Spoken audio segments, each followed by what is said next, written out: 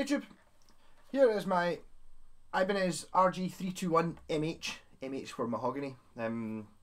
This is a hardtail RG, with the serial number I07, so 2007 probably sounds about right. I bought this a few years ago, probably about 5 years ago, in cash converters. It looked fucking awful. They had two exactly the same, I seem to remember, and one was £30 less because someone had scratched. It was like a sort of matte black paint, satin paint, put over, like originally, put over like the mahogany body, and someone had scratched their name into it and other stuff, so I sanded the bastard for ages, trying to get it down, and then I true oiled it and stuff, and I was never really that happy with it. So just basically last week I decided I was going to paint it fluorescent, and immediately as soon as I did it I thought, oh shit, I made a mistake, because I should have put an undercoat on. But this way you can actually see that it's mahogany through the grain. You're not getting a good representation here and indoors. When you put it in like under UV light or out in the sun, it's pure. It kind of looks a wee bit more like that if you look at the photo. I'll probably use a photo as the screen, the thumbnail for this video. So I painted it, I sanded it all down and painted it fluorescent red orange. I can't remember exactly what colour it is. It's kind of like dynarod, you know, the dynarod vans. It's that sort of colour. So original hardware, it's got the original bridge, which was great. It's through strung like a Telecaster. It's got your all access neck joint. It's got the Wizard 2 neck. There's a few wee bits that have been sanded on the neck. It's kind of a wee bit worn. I think that was it was already like that when I got it. I don't think it was its wear as such. I think somebody sandpapered it to try and make it look relic, which you don't really notice anyway. So it's got its original tuners. Got a bound neck, it's quite cool. I can't remember. Well, the electrics aren't original. So it's got the Ibanez V7 and V8 pickups, which someone has just commented on the picture, but they're very expensive, so I should probably not put them in it. But somebody gets pure amazing prestige pickups in it. The S2, which I got with these when I got it as a set. So these guitars are always HH, so I routed out and put in the single coil in the middle. We've got a three-way switch, which just runs your two humbuckers, so as you'd expect, and three wee mini switches, which are, when they're all up, you've just got the two humbuckers. The top one is a coil split for the neck, the middle one turns on the middle pickup, and the bottom one is a coil split for the bridge. So doing your calculations, you can get quite a lot of sounds out of that. You get all the Strat sounds, basically, apart from instead of getting on a Strat, you can have the middle coil on its own, which you don't get, but on this one you can have all three on. Tone, master, volume. Pretty easy. I bought this basically because of Paul Gilbert, and also that I wanted to see what all the fuss was about with the Wizard 2 neck, which is really thin that way, but quite wide this way. It's cool. I mean, for shredding and stuff, it's amazing. I mean, I'm really not worthy of this type of guitar. You know, your Steve Vai and your Paul Gilbert's really want to. So bridge pickup.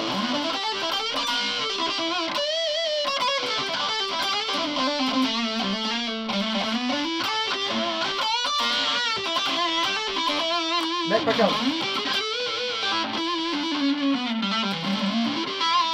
Both pickups.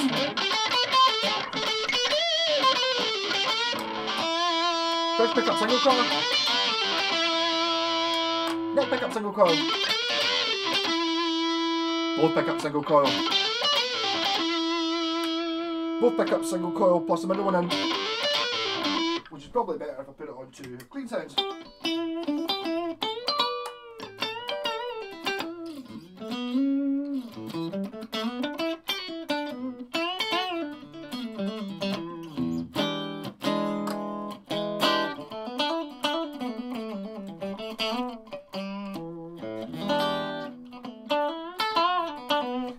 So now I should really have the chorus on for.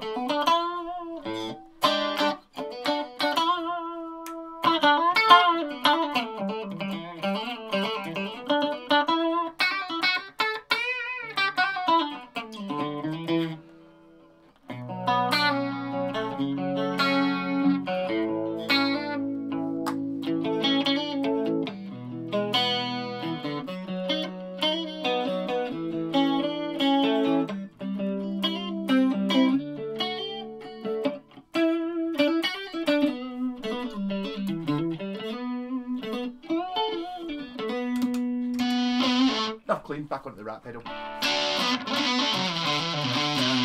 Playing through my wee Laney VC15 as usual. And my Mosky rat pedal. Back to humbucker mode.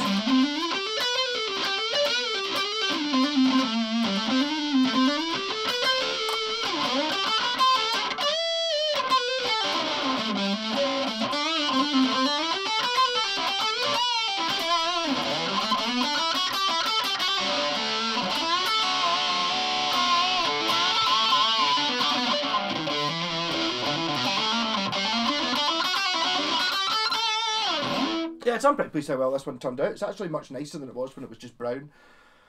My pal Jerry's always going, "Aye, people want brown fucking guitars." It's like, what colour do you want your amazing guitar in? Brown. Like, yeah, jobby brown. So this is fluorescent orange. Really, you can't fault these guitars for all the technical aspects. I always say this with every RG video. You've seen it before, but I'm going to say it again. As a tool, they're absolutely smashing. They really are fantastic, easy to play. Got the 24 frets, low action, massive frets, thin neck, super good for shredding. Sounds amazing. It just looks, it's lacking. They're so lacking in character. Painting it this colour has actually improved it a great amount. But this I'm just talking about in general the Ibanez RG line, especially this level. So this would be a 300 series. So the Geo ones, I've had a Geo one that didn't have very good frets on it, but generally sort of 300s are good. The Floyd Roses aren't brilliant on the 300 series ones, though. They're a little bit temperamental and a bit cheap, whereas this one's hardtail. It's like basically you've got a piece of bent metal with 6 saddles on it, so there's not really much you can go wrong with that. So that's like, if you're going to buy a sort of cheaper end Ibanez, get the hardtail one. You've not got any problems with it whatsoever. Tuners are good. The original pickups were Infinity ones, and they were all right, but these are better. So if you were going to buy, if you weren't buying this exact guitar, I would suggest maybe getting Warmans or something for the pickups, and then you've got a smashing guitar. My only problem is it's just the look of it. I think it's probably just partly to do with the Steve Vai thing, you know, because you see this and you go, "Oh, Steve Vai," and you're like up there. So you want to be, you know, doing all this stuff, which is not really my style of music. But he got round the fact that it's a little bit of a soulless beast by swirl dipping it, which I think looked pretty good. But it's a tool and they're fantastic. I'm gonna have a go at doing my. Every time I dig this out and restring it and do something to it, I end up trying to play Spaceship One again. So here's my 2019 version of Spaceship One. I've already put the backing track in, so.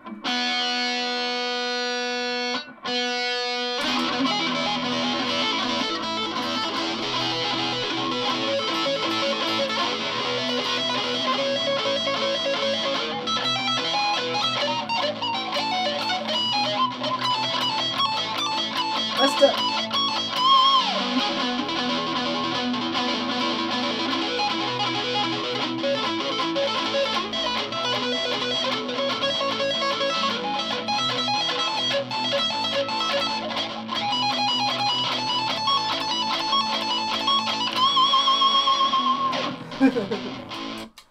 Yeah, my god, that took me ages to do. But I'm quite surprised I can still do it, because that means, okay, I did have 10 attempts when I put strings on this guitar before I even started the video, just to see if I could still remember what it went like.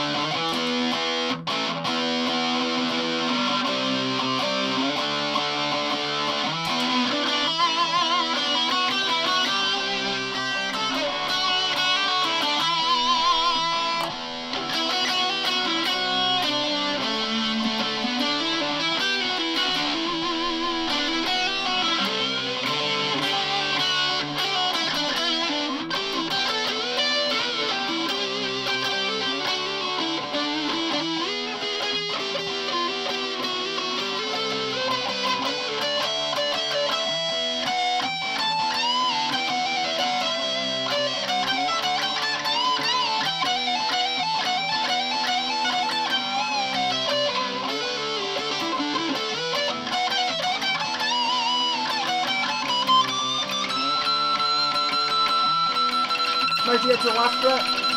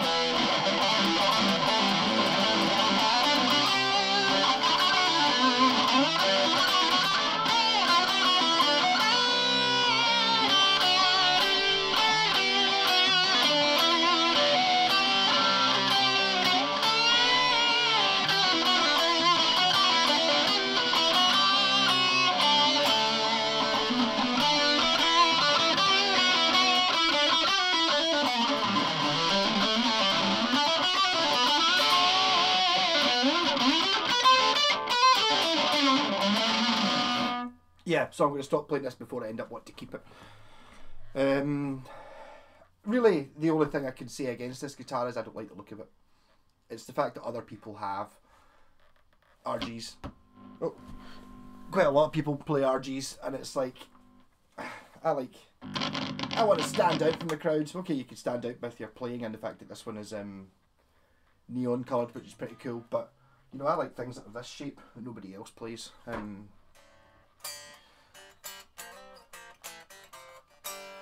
But as a tool, it's absolutely fantastic. The fact that it's got the hardtail as well means it does all the stupid down tuning which folk who play this. That's another thing with the image of this guitar as well. It's like an awful lot of down tuning nonsense, which, you know, Korn and all that use. Yeah, not interested in that. They use guitars that look kind of like this. I mean, it's just pretty much a basic shape. I mean, I've actually got I do have another RG. I've got an RG530 from 1986.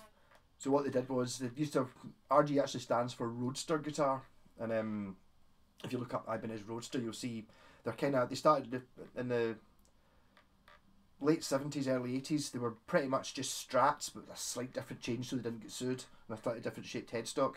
And then they gradually sort of morphed a little bit. And by the time I got mine's been they were RS for Roadster, and in 1986 they changed it from RS to RG for Roadster guitar. In 1986, the one I've got I need to do a video for it, show it out. It's 24 frets. It's not this shape though. And then so the first RG wasn't this shape, and then in 1987 Steve Vai came out with the Gem, and bang, every guitar from 1987 onwards is this, pretty much by all companies. You know, it's like your Arias and Kramers and stuff like that. You know, the Super Strat was born in 1987, and Ibanez just blatantly took Steve Vai's Gem idea and just made every RG from then on. So in 1986 an RG doesn't look like this. From 1987 onwards, they're this shape. Pretty much surviving untouched as well. I mean, I think Steve Vai's original idea was to have, I think he invented the HSH configuration. He did Floyd Rose in his though. It was just a hardtail one. But there's many different versions. Yeah, but this one's pretty cool. If you look at it, you can see there's the paint job's not absolutely brilliant. I'll try and hold it up. It's a wee bit sort of lumpy at distance, but in daylight or under stage light, it's so bright that you would never see it, and you can actually see the grain quite through it. So you can debate whether mahogany is a good tone wood or base wood, which I believe is what most of them are made of. Maybe you can tell the difference.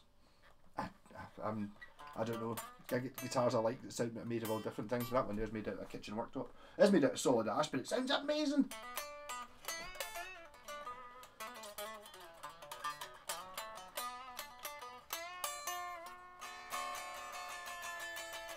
So I'll put this up for sale at the weekend. I think I'm in the studio tonight with Cranking House, and I'm going to take Phil in. Oh, that's been a guitar that nobody else has got. So rock and roll, and Ibanez RG321mh. Message me if you want to buy this. The two switches, actually the switches are black, which is very unusual to get black switches. I got them from it was one of the what kind of guitar was it? I can't even remember. It was one that I turned into an Iron Brew guitar, but it had three two-way switches, but I wanted to put three ways in, so I took the black ones out, and the black ones went in this. The reason for that is I only had two silver switches, so it was either two silver switches and a black one or three black ones. Arguably, it should maybe be black knobs on this, but I don't know because there's silver. It's got metal pickup surrounds and silver bits in the bridge, so it's kind of, I think it looks good. And I'm not sure whether anyone would like the Telecaster knob on the end there. I do like it. It just happens to be the one that was on the switch. It's a Telecaster switch, brand new. Yeah, I think that's pretty much it. Big pots in the back of this, which I think are original to the guitar. I've started buying the big pots because they're like 20 pence more than the small pots. So it really just goes to show you when people are building guitars and they put the small pots in, I don't think they make any difference, but I mean, just for the fact that it's more satisfying looking at a bigger one. You just assume it's going to be better, even though I don't think they really are. But you know, you're talking about especially if you're at a factory, probably 30p difference between putting small ones and big ones in.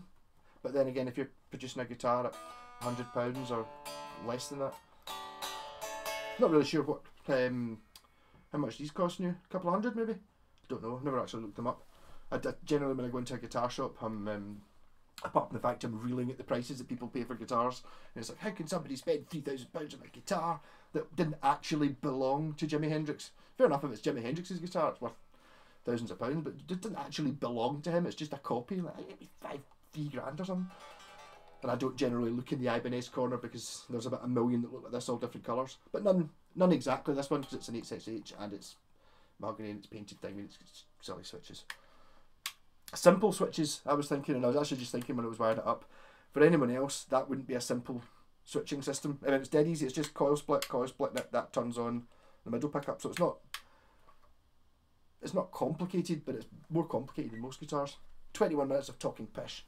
Rock and roll, and I need to do a washing now because I'm out running a Mad Malco t-shirt, so I'm on my baby metal one today, which actually works quite well with the contrast with the bright guitar. Rock and roll.